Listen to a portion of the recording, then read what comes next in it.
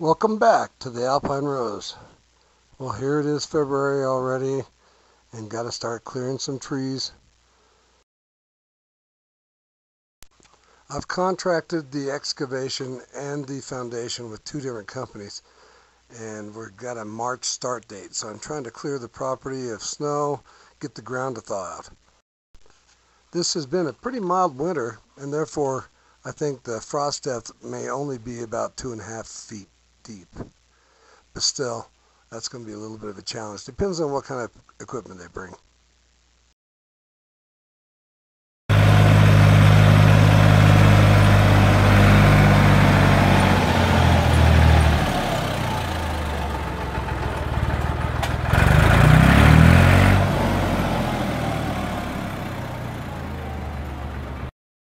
I contracted the excavation with a company called Grapes & Sons. They've been in business a long time, and I knew it was someone I can trust. I could tell by when I met one of the brothers.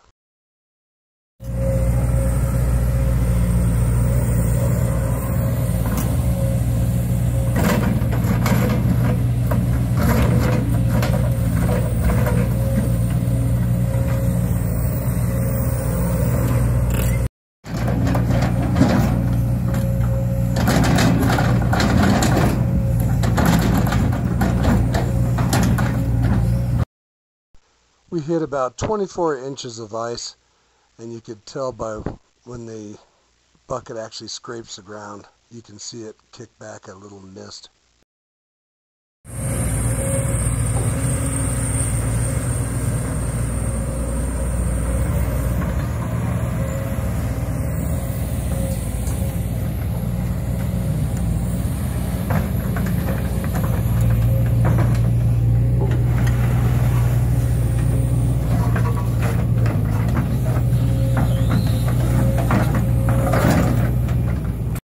So the plans for the house came out to 32 feet by 42 feet with a walkout basement.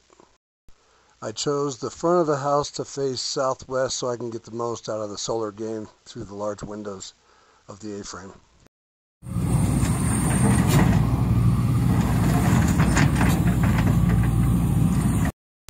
So my electrical from the pole to the temporary post ran really close to where the foundation is to be dug.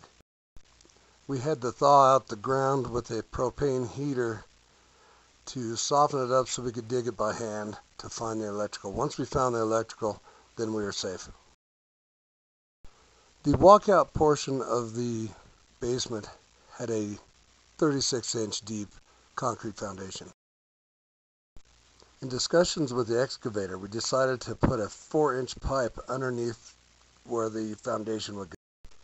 I put a section of rope in it, and we'll use it at a later time to pull the pipe for the well.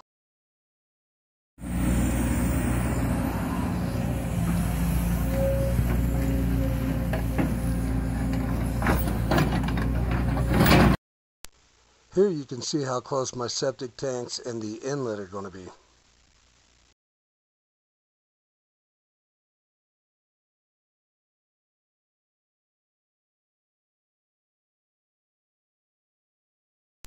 One of the requirements for building in Colorado is to have a porta potty on site.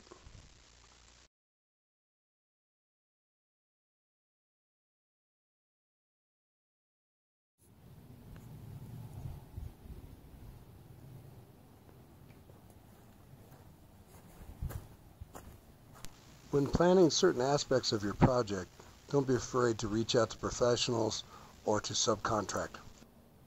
For the piece of equipment needed to dig this hole, I would have had to have a minimum of 2-week rental, which would have exceeded the cost that I paid the contractor.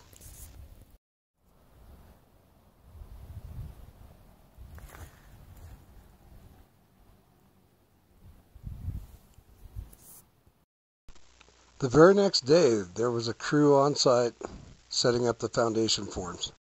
The company name was Toma Builders out of Idaho Springs. There was a crew of 5 to 12 people at any given time, depends on the need. The foundation was put down in 2 separate pours, one to put down the actual footer and the rest to put up the walls. In watching them set up all the different supports, I was saying what an overkill this is, and the amount of concrete that went into this was really incredible.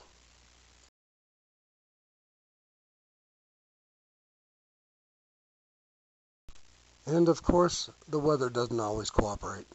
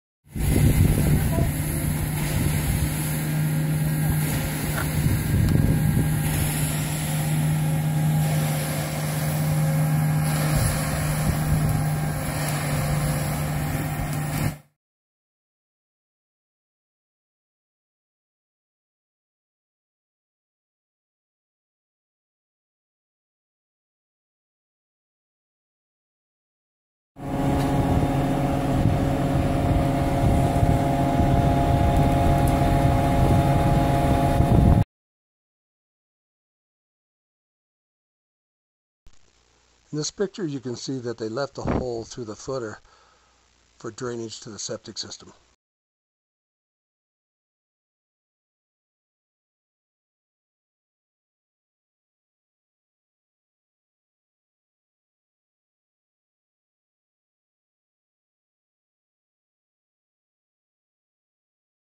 Once the footer had been poured, they started putting up the forms for the basement walls.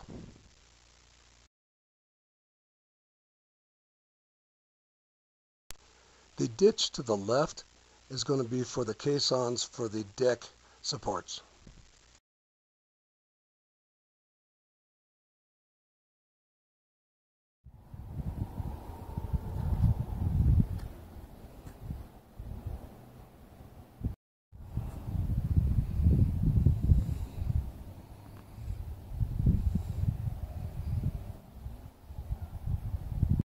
Just a little off the top. Ow! Oh, ow! That's a little short.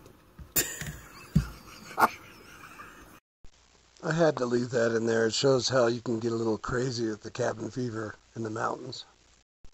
And of course, being March 19th, we're still not out of the woods when it comes to snow.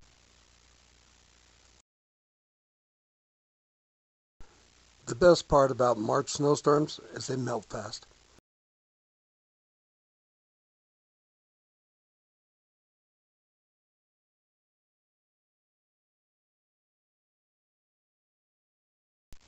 Here's where the front deck post will be,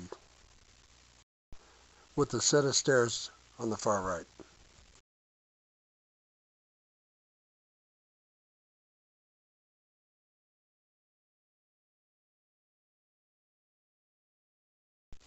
Now comes the day of the pour.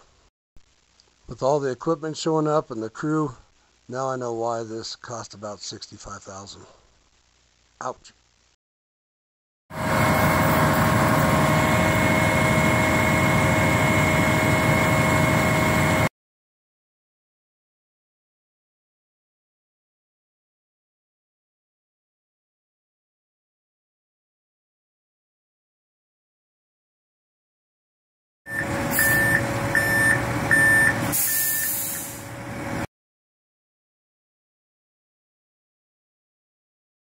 Pero como un equipo para eso.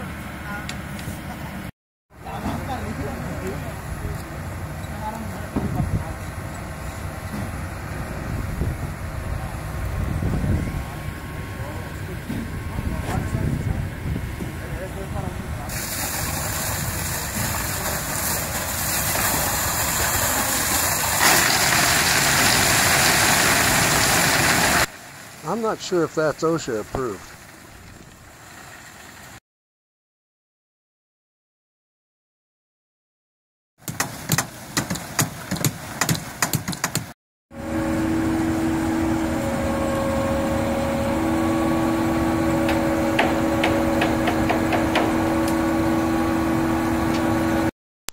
There's also 3 caissons on the back of the house that's for the balcony.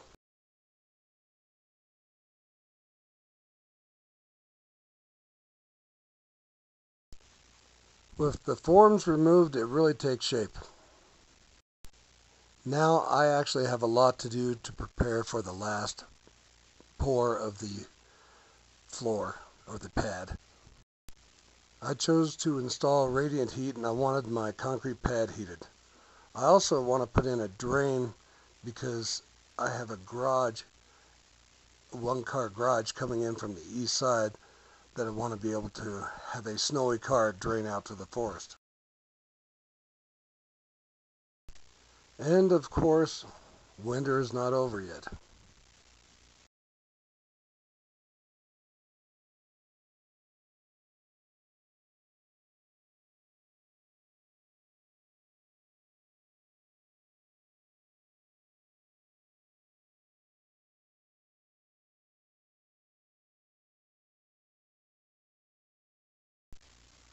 To me, this is heaven.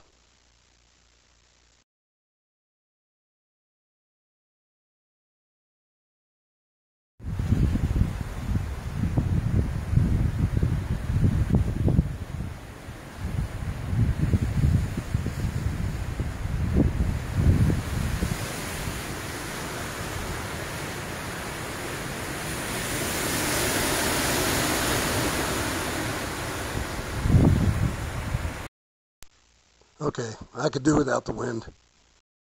So one part I decided to do myself, which was fairly simple, was to go ahead and put the sealant on the foundation. I bought 2 5-gallon containers. I rolled it on so it's extra thick. It worked great. It was easy. It still looks good 4 years later. Alright, pressured up to about 10 pounds per square inch.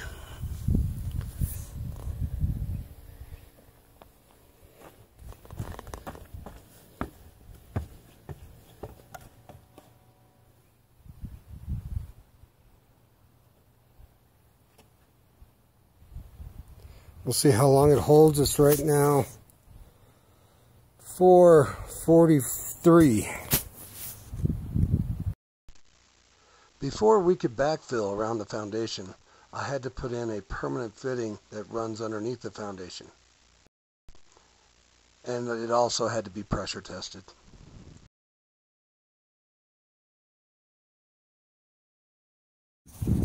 Okay, it's now almost 5 o'clock. It's still holding at 10. So I'd say it's good. In many cases, when it came to passing different inspections, if you had a video, you were gold.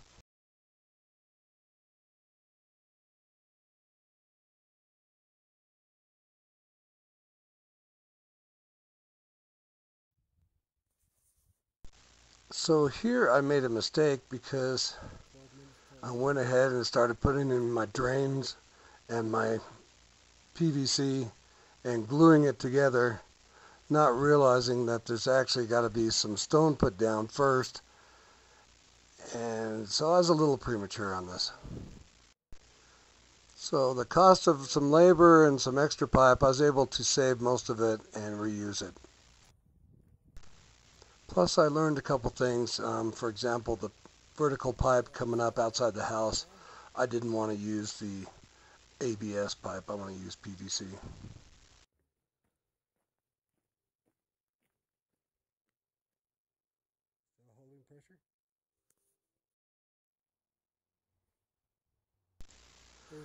What this did prove is that my plumbing skills are pretty good. Everything fit great, everything would have passed pressure tests. I had a 1/4 inch drop per foot, but I'll have to do it all again. It's now April, time to get the excavator back to do some backfilling and to put the gravel in. Note that black pipe laying next to the foundation. That's a requirement so that it drains.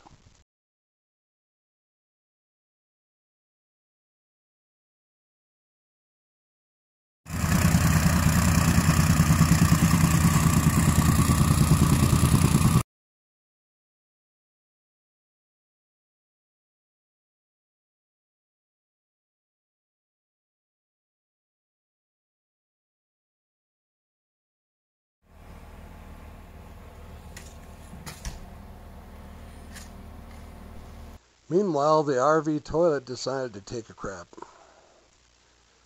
Well, it's about 12 years old, so why not? So I had to remove all my ABS pipe and my drains and come back at a later time to put that in.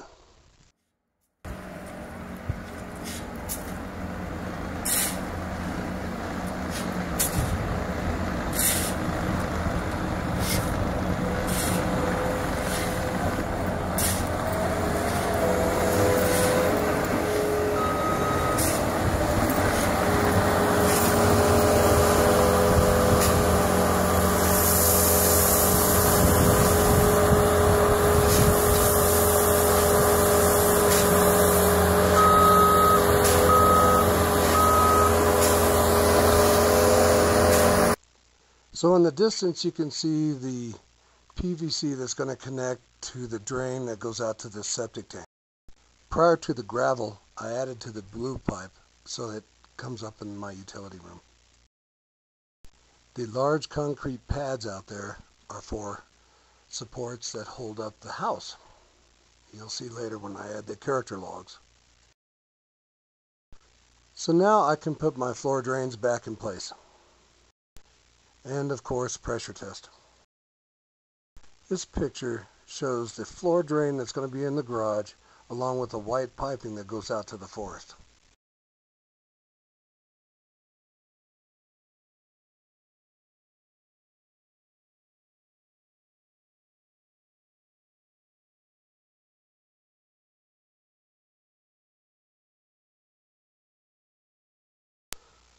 Here's one more thing I should have done a little more research on.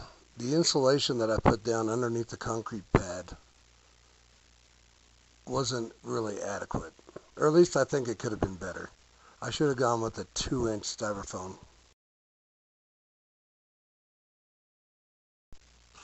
Because I wanted radiant heat, I now laid down the tubing and I attached it to the wire mesh. Because the mesh is supposed to be in the center of the concrete, this is perfect. I'll cover this more in a later video that talks about the entire floor heating.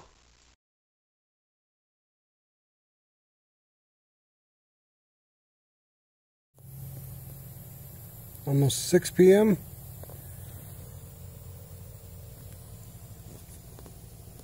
£65. Everything seems to be holding. We'll see. With the pressure test passing, it's time for the final pour, the concrete pad.